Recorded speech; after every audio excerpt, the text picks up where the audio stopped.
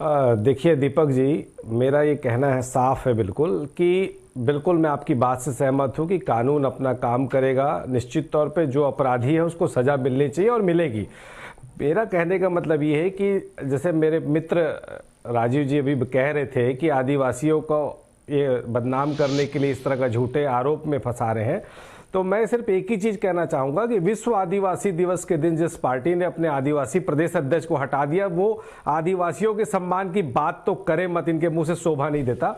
और दूसरी बात, आरक्षण की जो बात मेरे मित्र बहुत बड़ी बड़ी बात कर रहे थे, तो देखिए आरक्षण पे इनका आरएसएस का और भाजपा का जो छुप हिडन एजेंडा है वो उसी दिन सामने आ गया था जब भागवत जी ने कुछ वर्ष पहले आरक्षण को खत्म करने की बात कही थी। बाद में जब दबाव पड़ा तो उनको वापिस, तो इनका हिडन एजेंडा है। मैं उस पर बात नहीं करना। आज विषय है कि हमारे देश के प्रधानमंत्री, देखिए वो हमारे भी प्रधानमंत्री हैं, हमारे देश के प्रधानमंत्री हैं, उनके मान सम्मान के साथ कोई समझौता हम बिल्कुल बर्दाश्त नहीं करेंगे। हमारा आज का सब्जेक्ट यही था कि क्या भारतीय जनता पार्टी को अपने उस दोषी व्यक्ति जिसके ऊपर बलात्कार जैसा घिनौना आरोप लगा, जो पास्को एक्ट के तहत जिसके ऊपर धाराएं लगी, एक नाबालिग आदिवासी बच्ची जिसके साथ गैंग रेप का आरोप है, जिसको जबरदस्ती देह व्यापार में धकेलने का घृणित कार्य जिस ब्रह्मानंद जी ने किया, उस ब्रह्मानंद को जिसके बारे में हम नहीं जानते थे, ये हमारी खोज नहीं थी। उस समय भी झारखंड में रघुवर दास जी की इनकी भारतीय जनता पार्टी की सरकार थी, हमको तो पता भी नहीं था। हम तो 4 विधानसभा के उपचुनाव जीत चुके हैं और 5वां भी हम आराम से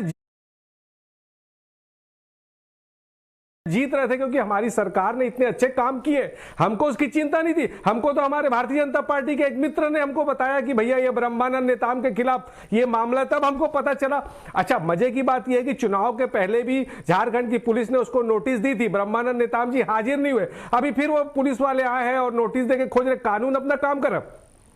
बात यह कि देखिए मोदी जी से हमारे भी सैद्धांतिक विरोध होते हैं, हमको भी बहुत नाराजगी होती है जब पुलवामा में अटैक हो जाता है, हमको भी बहुत नाराजगी होती है जब चाइना में सेना घुस जाती है, हमको भी जब बेरोजगारी दर को देखते हैं, युवाओं को अग्निवीर जैसी समस्याओं में जूझते देखते हैं, जब पेट्रोल डैम और गैस के दाम बढ़ते हैं, हम उसको बहुत नाराजगी होती है। गैस जब 1150 पहुंच गया, बहुत नाराजगी होती है। कोरोना में जब मजदूर परेशान हुए, 2 करोड़ रोजगार देने की बात हुई, हमको मोदी जी से बहुत नाराजगी हुई। 15 लाख किसी के खाते में नहीं आया, रातों रात नोटबंदी और जीएसटी हमारे ऊपर थोप दे, हमको बहुत नाराजगी हुई। सरकारी नवरत्न कंपनियां भेजी जा रही, हमको उसमें नाराजगी हुई। लेकिन यहां पर बात प्रधानमंत्री के सम्मान के है और एक बलात्कार के आरोपी के पोस्टर में प्रधानमंत्री का, हमारी अपनी नाराजगी विरोध राजनीतिक, पर यहां राजनीतिक बात नहीं है, यहां बात देश के प्रधानमंत्री के अपमान की है, जो हम बिल्कुल बर्दाश्त नहीं करेंगे। और हमारे मुख्यमंत्री जी ने बिल्कुल ठीक कहा, ब्रह्मानंद नेताम के बारे में इनको पहले से मालूम था और भारतीय जनता पार्टी के कुचक्र का शिकार ब्रह्मानंद नेताम हुआ है, उनको मालूम था, उसके बावजूद उनको टिकट दी। और आज जो फोटो भी प्रधानमंत्री का जो लग रहा है उसमें भी कुचक्र है। और मैं साफ साफ बहुत जिम्मेदारी से आपके चैनल पे कहता हूं,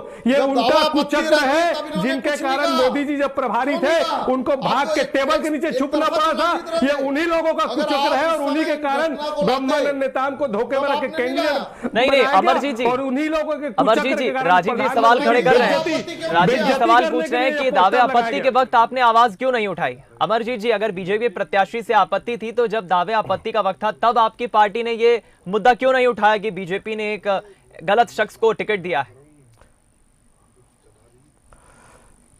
देखिए, दावा आपत्ति तो तब करते जब जानकारी उस समय नहीं, मेरे को चक्रवर्ती जी मुझसे पूछा गया है, मुझे जवाब देने दीजिए। मैं आ रहा हूं राजीव जी, जवाब देने दीजिए। देखिए, बात यहां चुनाव की राजनीति की, चुनाव की, दावा आपत्ति की, राजनीति की कोई बात नहीं। बात सिर्फ ये है कि उनको मालूम था, क्योंकि रघुवर दास जी की नोटिस पहले भी आ चुकी है, उसके बावजूद उनको प्रत्याशी नहीं बनाना था। हम तो ये टाइप के सब्जेक्ट पे हम चुनाव लड़ना ही नहीं चाहते थे। हम तो चाहते थे कि हमारे गोधन योजना पे हम चुनाव लड़े, हमारे किसानों को जो हमने सहूलियत दी है उस पर हम चुनाव लड़े, हमने जो बेरोजगारी दर यहां पर रखी उस पर हम चुनाव लड़े, हम आत्मानंद स्कूल पे अपने विकास पे चुनाव लड़े, गोबर खरीदी पे चुनाव लड़े, धनवंतरी योजना पे लड़े, किसानों जो हमने कर्जा माफ किया उस पे हम लड़े, हमने जो सब आदिवासियों को जमीन वापस की हम उस पर चुनाव लड़ना चाहते थे। हम तो चाहते नहीं थे कि इतना स्तरहीन मुद्दे पे हम चुनाव लड़े, और ये हमारा मुद्दा बिल्कुल नहीं है। हम इस मुद्दे पर बिल्कुल नहीं लड़ना चाहते। हम यहाँ पर आदिवासियों के सम्मान की बात करना चाहते। चलिए मैं लौटूंगा अमरजीत जी की, एक धनपति, मैं जरा राजीव जी का पक्ष सुन लेता हूं। ये बलात्कार का आरोपी मैं लौटूंगा आपके हमको उस बात की नाराजगी मुझे जरा